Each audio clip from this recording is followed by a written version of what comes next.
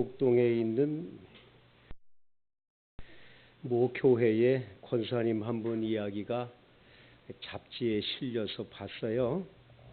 그분의 간증이 너무 특이해서 제가 읽으면서 우리 성도들에게 좀 알려드려야 되겠다 생각이 들어가지고 이분의 간증기를 여러분에게 소개하니까 잘 들어주시기를 바랍니다.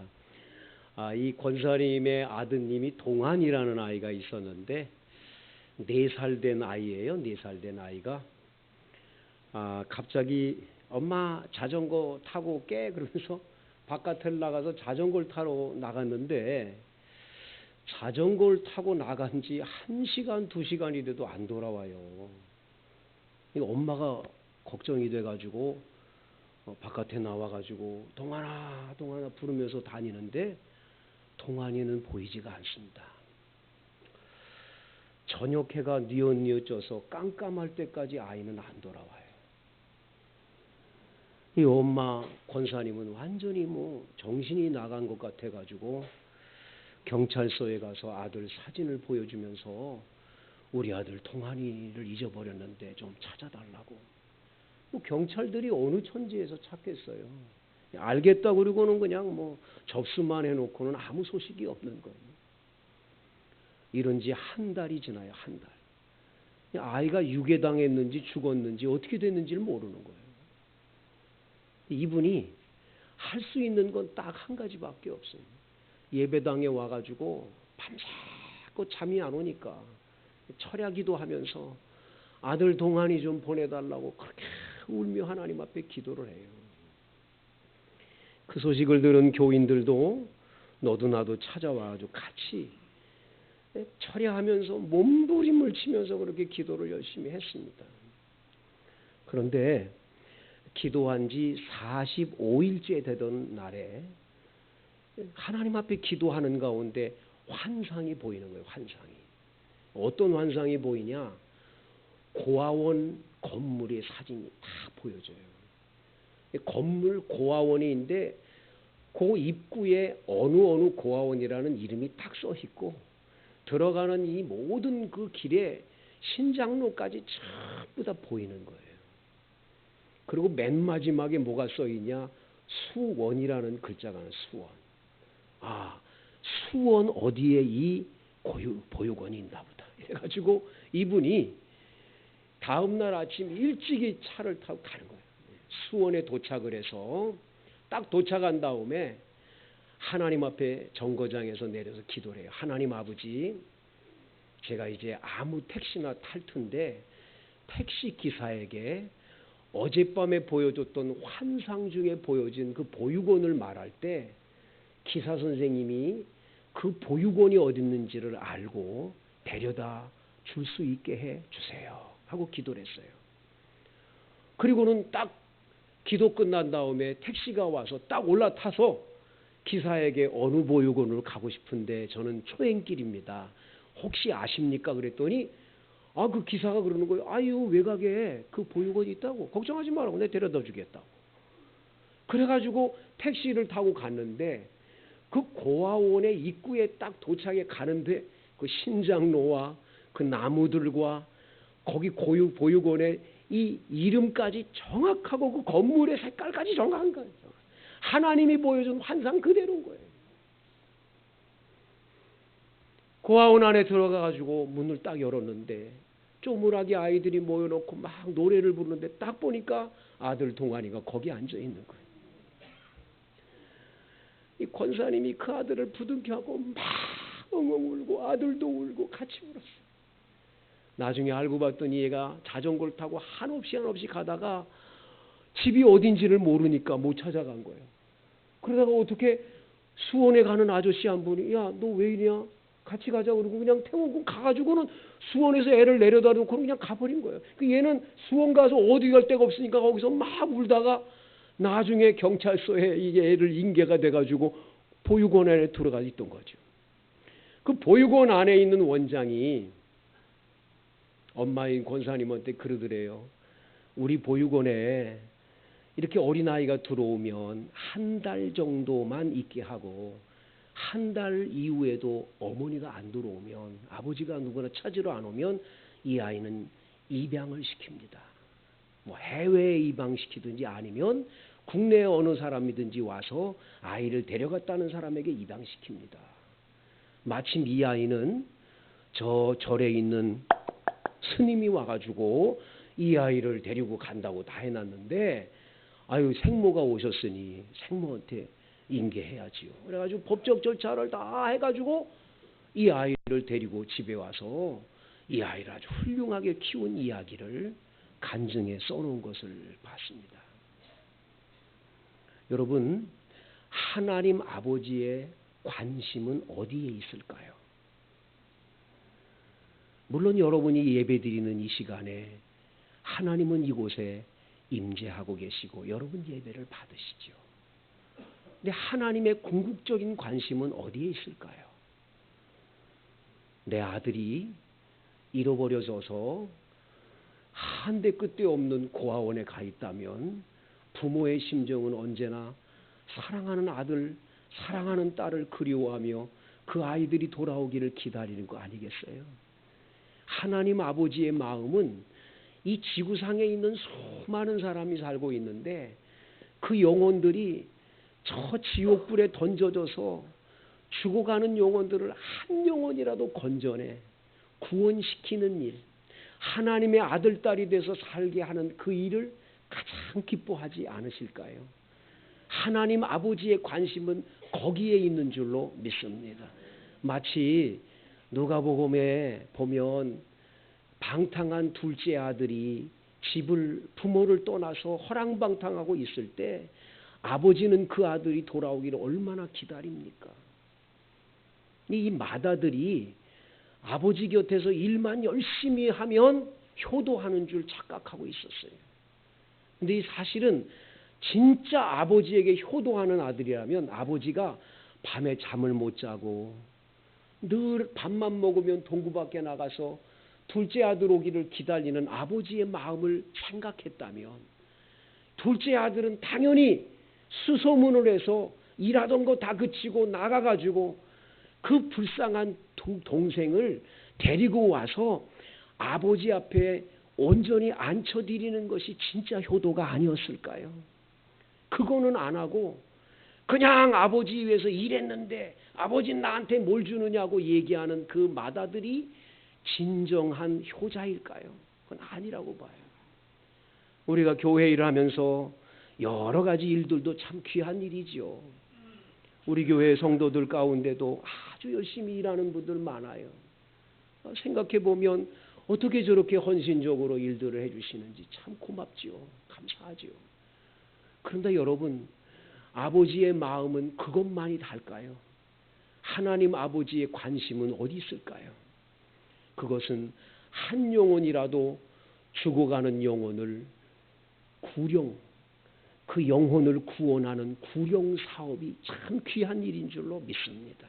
그래서 교회는 자칫 잘못하면 교회의 헌금을 가지고 가난한 자를 왜 덮지 않냐고 구제 사업에만 관심을 기르는 교회가 있어요.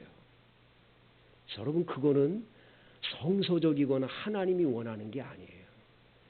구령 사업이 더 중요한 줄로 믿습니다. 영혼 구원하는 거예요. 죽어가는 영혼, 지옥불에 던져질 영혼, 그 영혼을 구원하는 일이 가장 귀한 일인 줄로 믿습니다. 하나님은 이 사업, 이거 하라고 교회를 세워진 거예요. 교회가 그걸 안 하면 결국은 어떻게 됩니까? 사도행전에 보면 예루살렘 초대교회가 성령 받고 성도들 숫자가 3,000명에서 5,000명으로 막 늘어납니다. 서로들 자기 것을 내어놓고 서로가 서로를 유무상통하면서 가난한 자를 도우며 아주 모이게 해서 너무 행복한 거예요. 우리끼리 잘 먹고 잘 살고 행복하자. 하나님, 예수님 이 땅에 오실 날이 가까이 오지 않았냐. 그리고 그냥 있는 거예요.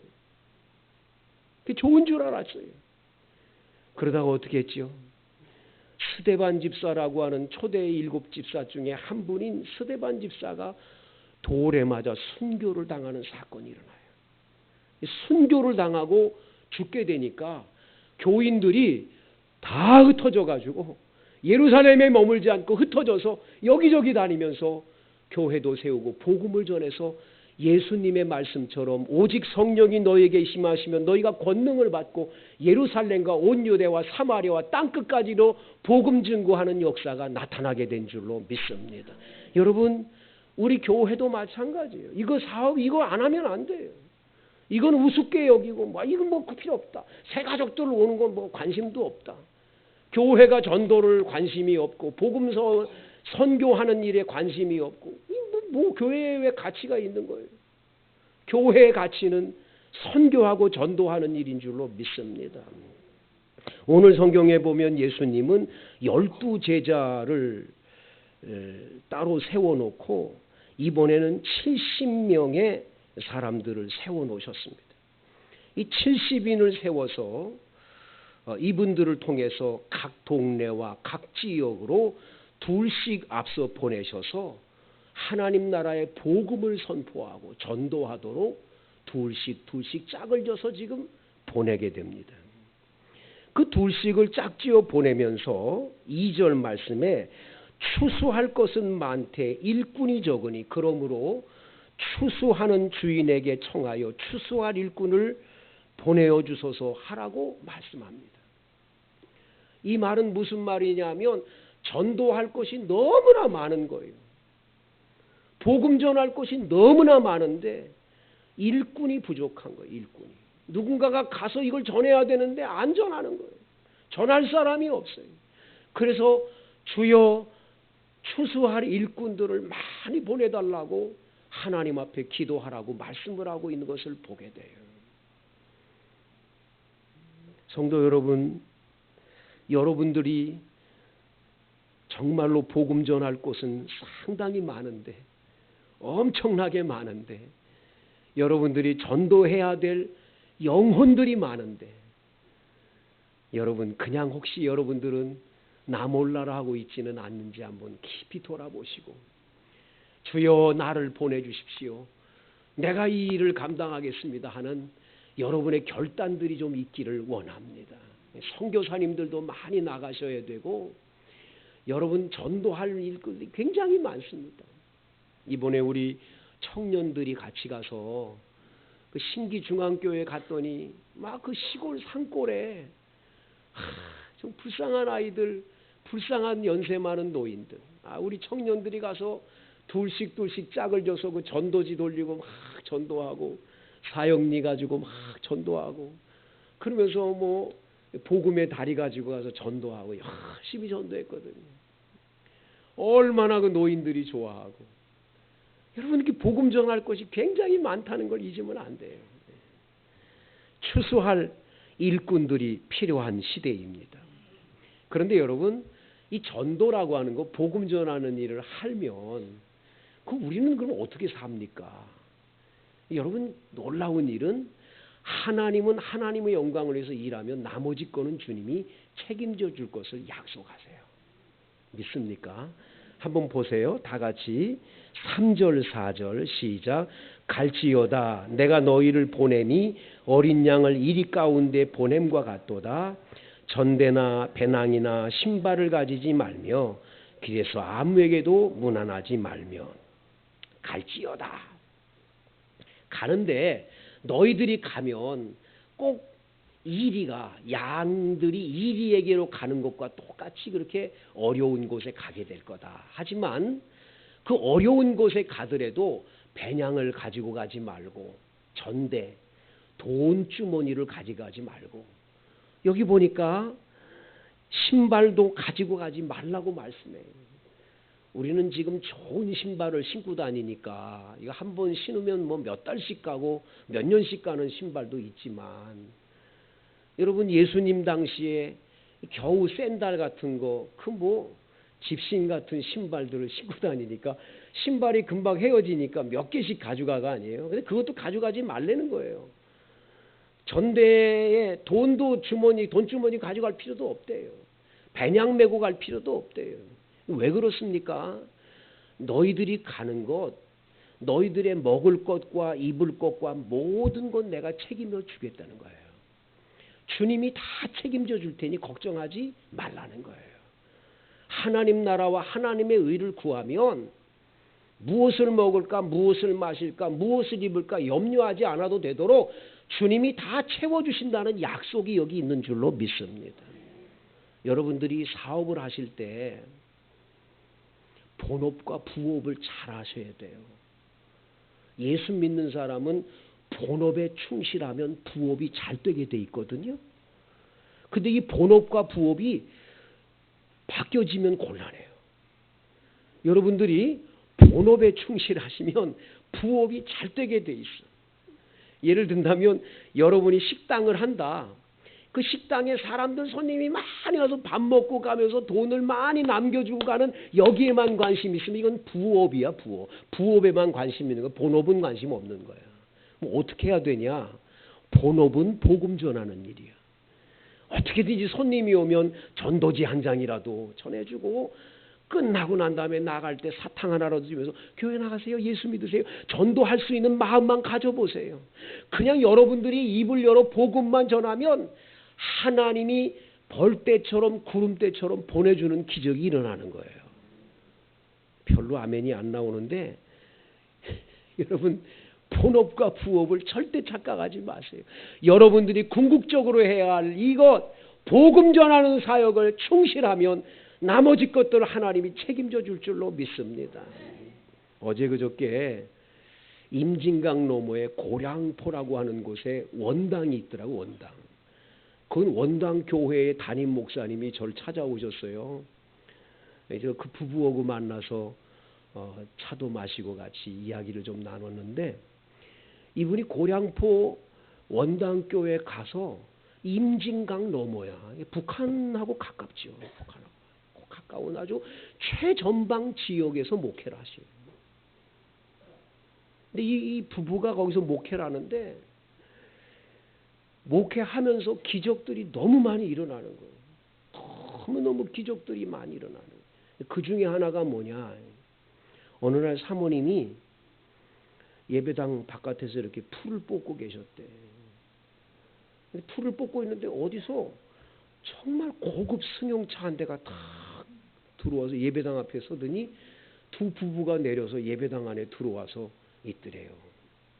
그래서 한참 풀을 뽑다가 저분들이 예배당 안에 들어가서 기도하나 뭐하나 궁금할 거 아니에요. 그러니까 차를 음료를 가져가 예배당에 가서 그 기도하려고 하는 그분들을 이렇게 보니까 기도는 안 하고 둘이서 천정만 바라보고 하고 한숨만 쉬고 있더래.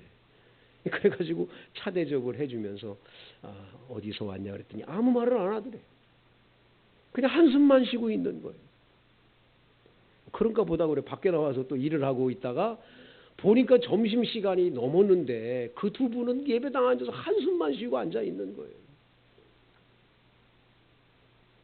그래서 사모님이 들어가서 저 죄송하지만 점심 식사 시간인데 저희 집에는 김치밖에는 밥 뭐 대접할 게 없어서 죄송한데 제가 우리 교회 온 손님이니까 저희 교회 교인이 여기 임진강 매운탕집을 하는 집이 있어서 거기 모시고 갈 테니까 가자고 그랬더니 그분들이 그러더래요.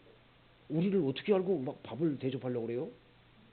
막 이러더라는 거예요. 정색을 하면서. 그래가지고 이 사모님이 너무 멋쩍어가지고 아니 그냥 내 집에 온 손님이라 생각하고 저도 식사 때가 돼서 갈까 그랬는데 뭐 제가 불편하게 해드렸냐 그랬더니 이번엔 그 부인 되신 분이 갑시다 가요 또 그러더라는 거예요. 그래 가서 식사 다 끝내고 자가용을 끌고 다시 사모님을 모시고 그 교회 와가지고는 교회 와서 딱 얘기를 하는 거예요.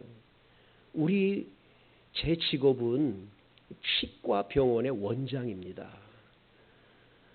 제가 돈을 좀 벌어요. 원장이라 돈을 많이 버는데 제가 교회 일을 하다가 지금 교회 장로인데 큰 시험에 빠졌습니다. 너무 큰 시험에 빠져서 이걸 어떻게 해야 되나? 그래가지고 이분들이 갈 곳이 없어가지고 자동차를 몰고 그냥 가자고 가다가 간 곳이 나중에 북쪽까지 가서 끝에까지 가가지고 그 교회까지 간 거예요. 그 예배당 안에 들어가서 기도도 안 나오니까 한숨만 푹푹 쉬고 있었던 거예요. 그러냐고 목사님이 그런 여러 가지 얘기들을 들어주고 간절하게 두 네분을 위해 기도해 줬더니 눈물 흘리고 가더라는 거예요. 간 다음에 연락이 왔어. 목사님 보니까 이빨이 아주 다 헤어진 것 같은데 이 치아가 보니까 너무너무 많이 낡은 것 같은데 다 사모님하고 오시라고 그래가지고 요 가까운데요.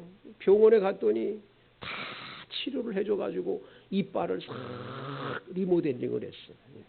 깨끗이 리모델링 한 건 괜찮은데 얼마 안 돼 리모델링을 한 다음에 좀 있다가 사택에 불이 나서 이 사택에 불이 나가지고 홀랑 다 타버렸어. 그래가지고 저도 한번 그 불났다는 얘기를 듣고 찾아가서 좀 위로한다고 갔었는데 이거 뭐 막막한 거예요. 어떻게 할 수가 없는 거예요. 그런데 여러분 그 치과병원 원장님이 도와주는 거예요. 다 해가지고 지금 사택을 새로 깨끗이 지으면서 건축을 하면서 그분의 얘기가 뭐냐면 저는 그냥 오신 손님 한번 차 대접하고 밥 한번 대접했다가 이런 복을 받을 줄 생각을 못했다고. 하나님이 이렇게 복을 주시느냐고. 성도 여러분, 하나님이라면 하나님은 반드시 책임져 주는 줄로 믿습니다. 여러분이 전도하고 선교하는 일에 게으르지 마세요. 누구든지 만나면 예수 믿으라고 말 한마디만 하세요. 믿고 안 믿고는 지가 할 일이에요. 그 사람이 지옥 갈 건 지가 아는 거예요. 그러나 전도할 책임은 우리에게 있는 줄로 믿습니다. 내가 전해줘야 돼요. 내가 전하지 않으면 305 아저씨, 207호 아줌마가 나중에 하늘나라 가서 얘기할 거예요. 내 옆에 원당 만석교회 다니는 그 아무개 집사가 살았는데 그 사람이 나보고 교회 나가자는 말 한마디 안 합시다. 한 번도 교회 나가자는 말 안 합니다. 그래서 내가 어떻게 교회 나갑니까? 나 교회에서 못 나간다고. 그 핏값을 누구한테 찾냐? 전하지 않은 우리에게 책임을 묻겠다는 거예요. 그러나 우리가 입을 열어 전하면 예수 믿으라고 구원 받으라고 전도하면 그 사람이 안 믿어서는 나중에 하나님이 말씀하세요. 무슨 소리냐? 너 아무개 원당 반석교회 집사가 전도하지 않았냐? 분명히 말씀을 해줄 거라는 거예요. 그래서 우리는 입을 열어야 될 줄로 믿습니다. 입을 여세요. 누구든 만나면 예수 믿으라고 말을 하세요. 할렐루야. 이게 중요한 줄로 믿습니다. 그 다음 여러분 두 번째 다 같이 한번 5절 6절 읽습니다. 시작. 어느 집에 들어가든지 먼저 말하되 이 집이 평안할지어다 하라. 만일 평안을 받을 사람이 거기 있으면 너희의 평안이 그에게 머물 것이요 그렇지 않으면 너희에게로 돌아오리라. 여러분 어느 집에 가든지 그 집을 위해 평안을 샬롬을 위해 기도하라. 샬롬하고 평안이라는 말이 굉장한 축복이에요. 이따가 이제 찬양 예배 때도 설교하겠지만 이스라엘 나라 사람들은 이 평안 샬롬이라고 하는 걸 굉장히 귀중히 여겨요. 이 평안하다는 것은 뭐를 얘기하느냐? 이 평안하다는 거는요, 불편함이 없는 걸 평안을 얘기하는 거예요. 예를 든다면 돈을 굉장히 많이 갖고 있고 집안이 몇 채가 있고 뭐 굉장히 자가용도 좋은 거 있고 뭐 높은 권력도 있는데 이 사람이 아파요, 병으로. 그럼 그 사람 평안합니까? 안 합니까? 그 병 때문에 평안하지 않지요. 그러면 그건 평안한 상태가 아니까 그런 사람에게 평강이 있을지어다 라고 기도해 주면 그 사람의 그 질병을 고쳐달라는 기도가 되는 거예요. 그렇죠? 여러분 다 있어요. 건강해요. 근데 돈이 없어. 돈이 없어가지고 맨날 꾸러다니고 돈 때문에 매일 걱정하고 근심해. 그러면 평안하지 않지요. 그런 사람에게 평강이 있을지어다라는 말은 당신에게 물질의 복이 임하기를 원합니다 하는 기도와 똑같은 거예요. 그래서 이 샬롬이라고 하는 축복이 굉장히 큰 거예요. 모자라고 부족한 것들이 채워지는 걸 의미하는 거죠. 다 채워지게 해주세요 하는 기도예요. 자, 이 기도를 누구네 집에 가든지 하면 그것을 받을 만한 인격과 삶과 신앙이면 그 빈복이 그 사람에게 임하겠지만 그 빈복이 그 사람에게 갈 수가 없어. 너무나 잘못된 삶을 살아. 그러면 그 빈복이 누구에게 간다고요? 그 빈복이 바로 빈 사람인 나에게로 돌아온대요. 할렐루야. 그렇기 때문에 여러분 기도의 범위를 넓히셔야 돼. 막 넓히셔야 돼. 내가 미워하는 사람은 절대 기도 안 해준다. 어? 내 원수 같은 놈은 절대 기도 안 해준다. 저놈은 망해야 된다. 이런 식으로 기도하는 건 그건 잘못된 거예요. 내가 빈 대로 오니까 내가 복되게 하라고 그렇게 기도했으면 그 복이 나에게 오니까 많은 사람들을 향해서 더 많이 넓혀 더 많이 복을 빌면 빌수록 그 복이 나에게 오는 거예요. 이 원리를 기억하셔야 돼요. 신앙은 항상 이거예요. 내가 심는 그대로 오는 거예요. 할렐루야. 이 복이 여러분에게 임하게 되기를 원합니다. 세 번째 다 같이 우리 9절 말씀 한 절을 읽습니다. 시작. 거기 있는 병자들을 고치고 또 말하기를 하나님의 나라가 너희에게 가까이 왔다 하라. 여러분 우리가 복음 전하고 전도하러 갈 때 하나님은 그냥 보내지 않아요. 전도할 수 있는 능력을 주세요. 병을 고치는 능력을 주시든지 아니면 전도할 수 있는 권세와 능력을 주어서 보내는 줄로 믿습니다. 그러니까 여러분이 전도하면 입을 열면 성령께서 역사하는 거예요. 생각지 않는 역사가 일어나게 돼 있어요. 우리 교회 지금 3부 예배 오늘도 나왔다 가셨는데 그분은 목요전도 팀들이 여기서 부침개 붙여가지고 주니까 부침개를 계속 얻어먹다 보니까 집에 가서 미안해 죽겠더래. 내가 원당 반석교회 부침개를 여러 번 먹었는데 한 번도 교회 안 나가주면 너무 미안하지 않나? 혼자 스스로 오신 거야. 와서 예배드리는 그날 은혜를 받으셨어. 그렇게 눈물이 나더라는 거예요. 예배 시간에 눈물을 얼마나 흘리면서 그냥 그러더니요 계속 교회 나와. 신앙생활 아주 지금 너무너무 잘하시는 거예요. 여러분 부침개 하나에도 기적이 일어나는 거예요. 하나님은 복음 전할 때 기적이 일어나게 하세요. 역사가 나타나는 줄로 믿습니다. 저는요 우크라이나에 가서 선교하러 가는데 선교사인데 선교사는 그 나라의 언어를 다 습득해야 돼요.